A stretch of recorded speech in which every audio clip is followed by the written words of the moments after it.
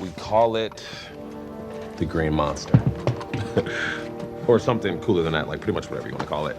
The important part is it shoots arrows instead of crossbow bolts. 260-pound draw weight. The arrows exit the gate at 400 FPS. That's feet per second. Integrated recoil energy dissipation system. Adjustable mount scope, quick detach quiver, pistol grip, finger guards, non-slip rubber inserts.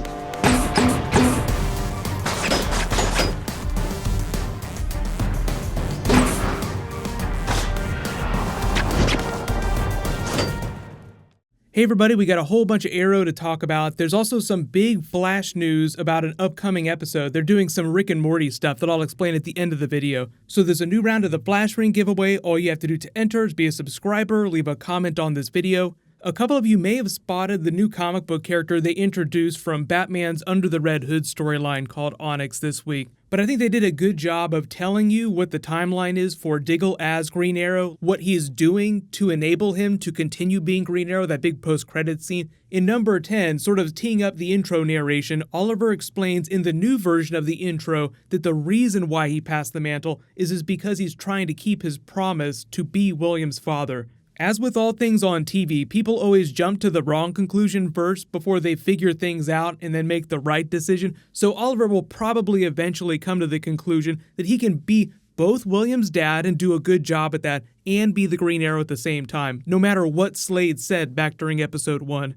But number 9, they have that first big car park save with Diggle jumping off the building. There's actually a pretty cool shot of the Black Canary using her sonic scream to blast him the rest of the way to the landing on that other building. So I do like that they're using her abilities in more creative ways this season. Like, she isn't just using it to explode people's heads like watermelons.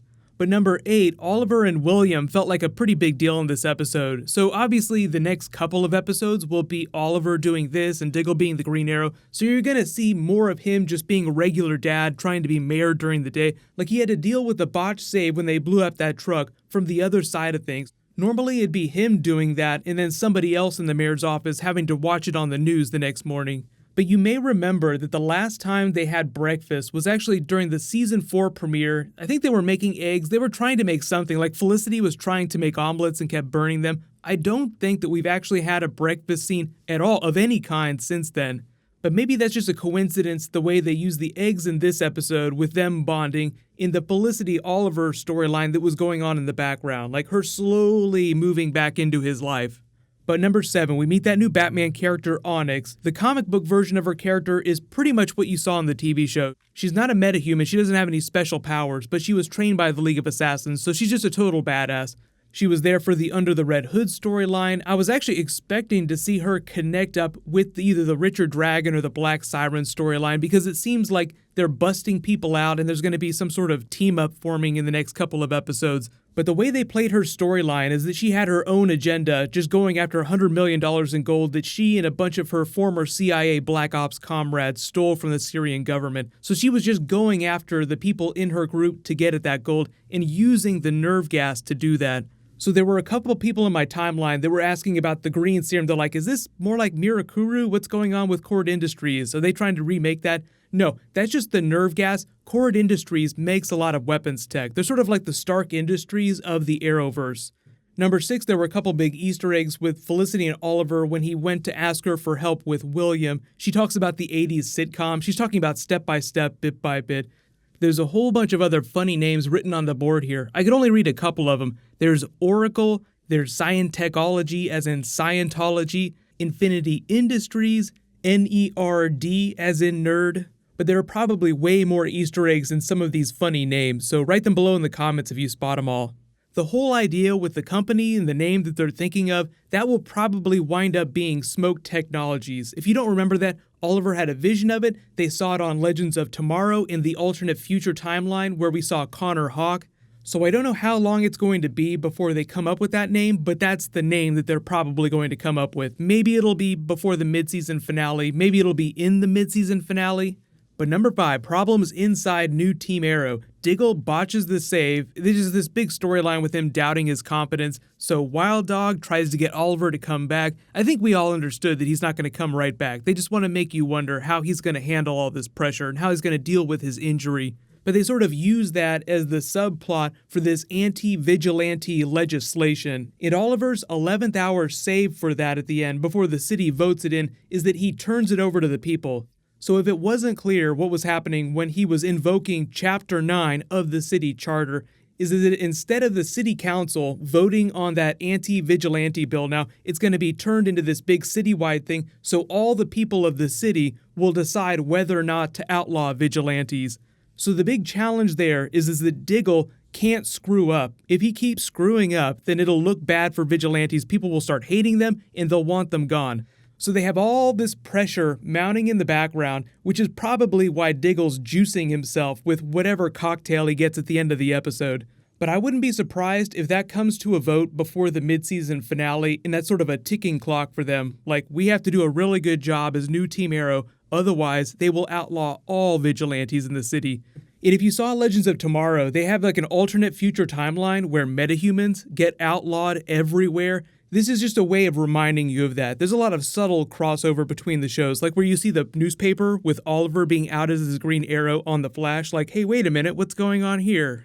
But number 4, the whole deal with Oliver giving Felicity the key to his apartment. So they might be building up towards like a second marriage during the big mid-season crossover. They certainly went a long way in the episode towards making Felicity feel like she was really good with William. Like Oliver says, I feel like he's better with you in his life, like I'm better with you in my life. So it seems like they want to paint a picture of it being a good thing that she become part of like their little family unit. So whether or not that means marriage later this season, who knows? There have been a lot of rumors about that, and even though it seemed kind of saccharine, like they're very clearly telegraphing that they're getting back together, and it even made it sound like they've been together on the DL before this, and now they're just being more open about it with everyone else. But one of the things that they haven't quite got to yet is all the Michael Emerson stuff that's going on with her character. So there hasn't been a whole lot of drama with her in the background this season. She had all the drama with Helix last season, and I believe that the Helix characters were in the Season 6 trailer, so that will probably come back to haunt her, but they just haven't got to that storyline yet.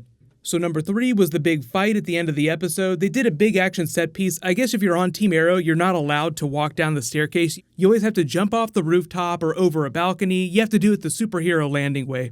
Diggle had a really cool fight with Onyx inside the car. It looked like something right out of Luke Cage, but it's sort of his call to action moment where he doubts himself, but then he gets his shit together. I'm the Green Arrow.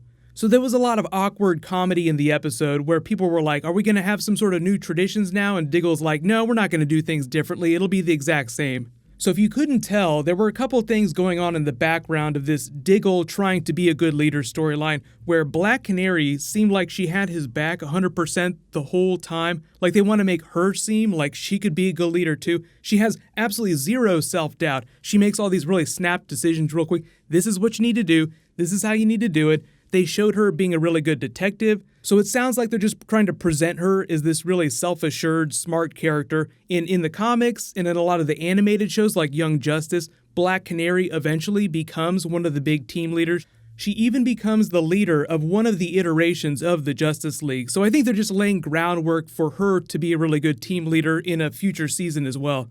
So if you see her giving sage wisdom to the other characters the way that Oliver did in this episode, that's probably why. But speaking of which, I totally loved all the sage wisdom that Oliver laid on Diggle. They said that that's going to be happening a lot more this season for his character. Less of other people giving Oliver advice and more of Oliver giving other people advice. So it's just a function of him learning from all the experiences that he's had. Like he's not going to keep making the same stupid mistakes. But number 2 is Diggle's new weapon, the Green Monster. They even tease the idea that there are going to be future upgrades, like he's going to keep using it even if he stops being Green Arrow after the next couple of episodes. So it's pretty much exactly what you saw. It's just a high-powered version of a crossbow that shoots arrows like full-size arrows instead of regular crossbow bolts. But the big twist at the end is that he's only able to do all those things because he's juicing with some cocktail to try and help balance himself out. So obviously that's going to slide downhill really fast. I don't think they're going to drag it out further than the mid-season crossover. Like by that time, Oliver will have become the Green Arrow again.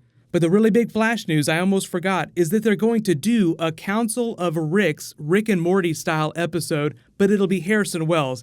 So it'll be a Council of Wells episode. So I'll do a video all about that in the next couple of days. There'll be plenty of Flash stuff going on. I have some new Avengers to post, and Stranger Things is dropping this weekend too. So I'll start with a review video, and then I'll be posting some Easter eggs for that. Congratulations to the latest giveaway winner, Nice and Fly. Please private message me so I can get your contact details. You can click here for that new Justice League trailer, and you can click here for brand new Flash. Thank you so much for watching. Everybody stay awesome. I'll see you guys tonight.